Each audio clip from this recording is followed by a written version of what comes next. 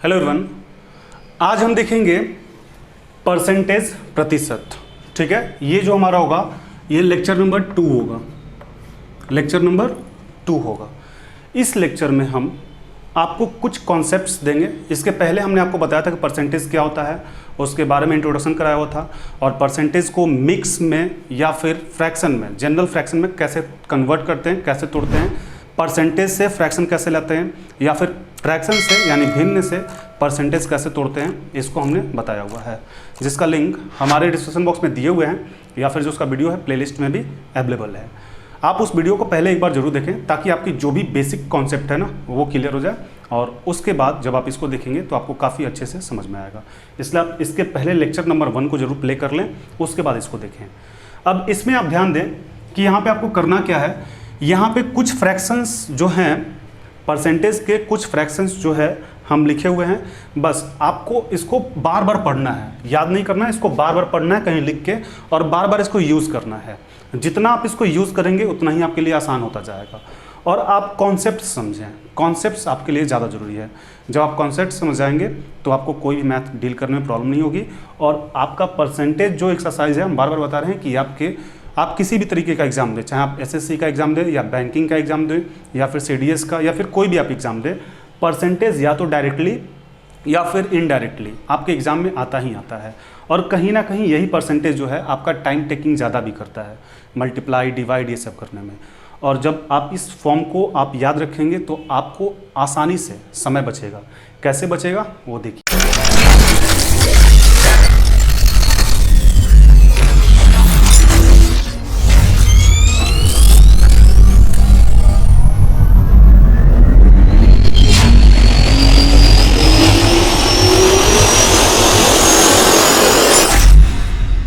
पहले तो आप यहाँ पे आप देख लीजिए, एक बार पढ़ के बता देते हैं। 1/2 जो आपके पास फ्रैक्शन आएगा वो जो होता है 50% होता है। 1/3 33/1/3% होता है। 1/4 जो होता है आपका 25% होता है। 1/5 जो होता है वो आपका 20% होता है। अप्रॉक्स ऐसा हमें उम्मीद है कि आपको इतना तो कम से कम याद होगा ही होगा, क्योंकि बार बार ये आप यूज़ किए होंगे। ये तो जनरल है कि 1/2 50%, 1/3 33/1/3%, 1/4 जो आपका होता है 25% होता है। कैसे होता है इसको भी थोड़ा सा एक्सप्लेन कर देंगे। 1/5 जो होता है 20% होता है, प्रीवियस में भी हमने किया हुआ है इसको। 1/6 जो होता है वो आपका 16/2/3% होता है। 1/7 जो होता है फ्रैक्शन आपका, ये 14/2/7% होता है। 1/8 जो आपका होता है ये 12/1/2% होता है। 1/9 जो होता है 11/1/9% होता है। और 1/10 आपका 10% होता है। ये 1/10 तो कम से कम आप 10 तक तो याद ही रखें, ठीक है। उसके बाद आप इसको प्रैक्टिस करते रहें, मैथ में यूज़ करते रहें, आपको काफ़ी आसानी होगी।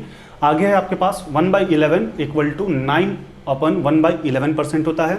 1/12 जो आपका फ्रैक्शन होता है ये 8/1/3% होता है। 1/13 जो होता है ये 7/9/13% होता है। 1/14 7/1/7% होता है। 1/15 जो होता है 6/2/3% होता है। 1/16 6/1/4%। 1/20 जो होता है 5% होता है। 1/24 जो होता है 4/1/6% होता है। इसी तरीके से 1/25 4%, 1/30 3/1/3%, 1/40 2/1/2% और 1/50 2% होता है। तो यहाँ तक आप एक बार इसको हमेशा के लिए नोट करके रख लेंगे। अब कैसे होता है थोड़ा सा इसको हम बता देते हैं। 1/2 है, 1/2 है, आपको हमने बताया हुआ था कि जब भी आपको फ्रैक्शन से परसेंटेज की तरफ जाना होगा तो आप क्या करेंगे 100 से मल्टीप्लाई। तो इसको 100 से मल्टीप्लाई कर लीजिए, देखिए आपका ये कितना हो गया 50%। तो इस तरीके से जब आप इसको याद रखेंगे तो आपका क्या होगा, कैलकुलेशन एकदम ईजी हो जाएगा। अब वहाँ पे एग्जामिनेशन में हम क्या करेंगे, ये डिवाइड नहीं करेंगे, डायरेक्ट हमको पता है कि 1/2 जो होता है हमारा 50% होता है। एक और चेक कर लेते हैं, ठीक है। 1/8 को चेक कर लेते हैं। 1/8% यानी इसको परसेंटेज में करना है तो 100, ये आपका कितना हो जाएगा, ये आपका हो जाएगा 25, और ये आपका कितना हो जाएगा 2। जब इसको आप डिवाइड करेंगे तो कितना हो जाएगा, ये आपका 12/1/2%। देखिए यहाँ पे 12/1/2% 1/8 का। तो ये क्या हो गया कि 1/8 अब जहाँ पे आएगा तो हम या फिर और भी जो आपके साथ एग्जामिनेशन देने वाले बच्चे होंगे वो क्या करेंगे, वो ऐसे कर रहे होंगे 1/8 इंटू 100 बाई ये 4 से, इसको 2 से डिवाइड करेंगे 25 से, यानी 12/2। मतलब इतना तो टाइम लगा ना, 20-25 सेकेंड का तो टाइम लगा। बट आप इसको लिख के और याद किए रहेंगे या फिर प्रैक्टिस किए रहेंगे तो आप तो डायरेक्ट ये लिखेंगे, तो आपका तो टाइम बचेगा वहाँ पे 10-15 सेकेंड। तो आपको क्या करना है, सबसे अलग होना है। अब ये जितना हम लिखे हैं इतना तो आपको पता होना चाहिए कम से कम 1/10 तक, और इसको आप प्रैक्टिस करते रहें। अब इसका यूज कैसे करेंगे तो वो हम देखते हैं, ठीक है। इसी का मल्टीपल, जितना भी आप परसेंटेज का अप्रॉक्स सारे परसेंटेज का क्वेश्चंस बनाएंगे, इसी का मल्टीपल यूज होगा, चाहे वो आपका डायरेक्ट फॉर्म में हो, यानी कि डायरेक्ट क्वेश्चंस दिया हो, या फिर लैंग्वेज में दिया हो, ठीक है। बड़ा बड़ा सा लैंग्वेज बना के आपका क्वेश्चन दिया हो और उसको सॉल्व करना हो, तो कहीं ना कहीं इसी का मल्टीपल, इस फ्रैक्शन का मल्टीपल यूज होगा। अब जैसे देखते हैं कि कैसे इसको डील करेंगे।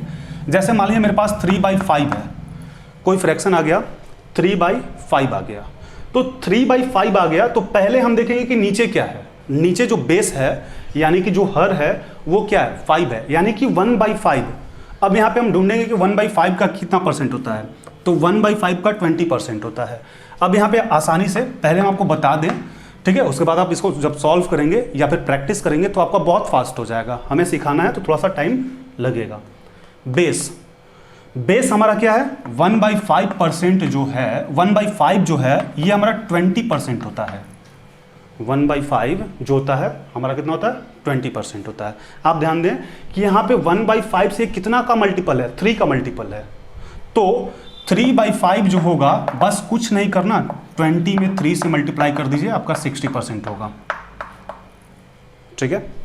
1/5 जो था हमारा 20% था, ये हम आपको लिख के बताए हुए हैं। इसका मल्टीपल ढूंढना है, तो 1/5 जो है 1/5 से 3/5 कितना का मल्टीपल है, 3 का मल्टीपल है, तो इसको 3 से मल्टीप्लाई कर देंगे, 60% हो जाएगा। एक बार चेक भी आप कर सकते हैं कि 3/5 इंटू 100 जब आप करेंगे तो ये आपका 20 हो जाएगा, यानी कि 60% आ रहा है आपका 60%।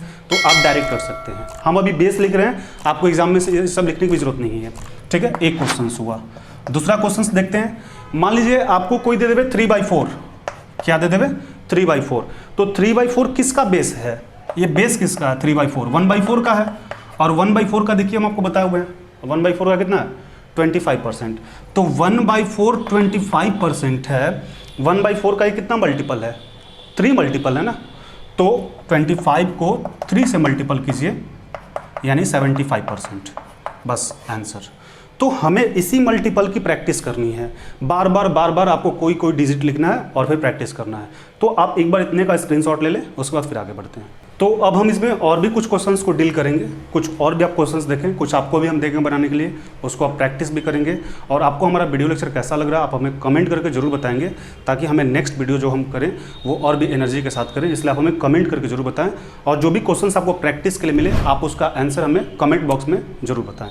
तो अब देखते हैं, मान लीजिए आपके पास कोई 4/5, आपके पास कितना आ जाए 4/5 आ जाए, और इसको क्या करना है परसेंटेज में। पहले बेस देखें क्या है, बेस 1/5 है ना, 1/5 का परसेंटेज कितना होता है, 1/5 का 20। हमेशा ही आपको ये जो है इसको लिख के रखना है और इसी का यूज़ करना, यूज़ करते करते धीरे धीरे आपको याद हो जाएगा। तो 1/5 आपके पास कितना है 20%।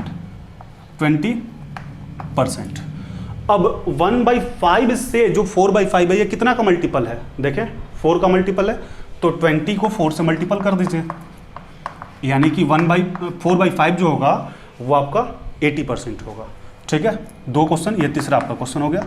और देखते हैं चौथा 4/5। अब मान लीजिए आपके पास कोई 4/9 देते हुए, क्या हो जाए 4/9, इसका भी क्या करना है परसेंटेज। अभी हम लोग फ्रैक्शन से कन्वर्ट कर रहे हैं, ठीक है। तो 4/9 बेस क्या होगा इसका 4/9, यानी 1/9 होगा। और 1/9 का आप देखिए कि 1/9 का यहाँ पे मेरे पास लिस्ट में कितना है 11/1/9 है, 11/1/9 है। अब इसको यहाँ पे ध्यान दें कि 1/9 जो ये कितना का मल्टीपल है 4 का मल्टीपल है ना, तो बस सिंपल आपको क्या करना है, इसको भी 4 से मल्टीपल करना है, यानी 11 को 4 से मल्टीपल करेंगे तो 44, और 1 को 4 से मल्टीपल करेंगे तो 4/9, बस परसेंटेज निकल गया। अब आप एग्जामिनेशन में क्या कर रहे होंगे, आप एग्जामिनेशन में करेंगे 4/9, ठीक है, इंटू 100 और ये हो जाएगा 400/9। इसको डिवाइड करेंगे, कहीं ना कहीं जाके फंस जाएंगे या फिर टाइम ज़्यादा आपको लग जाएगा, 25 से 30 सेकंड। हमें याद है कि 4/9 का बेस क्या, 1/9, यानी इसका परसेंटेज 11/1/9 होता है। कितना का मल्टीपल है, तो 4 का मल्टीपल है, बस 4 से मल्टीप्लाई करें 44 और 1 में 4 से मल्टीप्लाई 9। एक और देख लेते हैं, नंबर 5 देखते हैं। मान लीजिए आपके पास 7/11 हो जाए, क्या हो जाए 7/11। इसका बेस देखें, 7/11 का बेस यानी 1/11 और 1/11 हमने आपको बताया हुआ 9/1/11, 9/1/11 यही है ना। यानी कि किसका है ये बेस, जो है आपका बेस, ये आपका 1/11 का है। 1/11 इक्वल टू 9/1/11 होता है।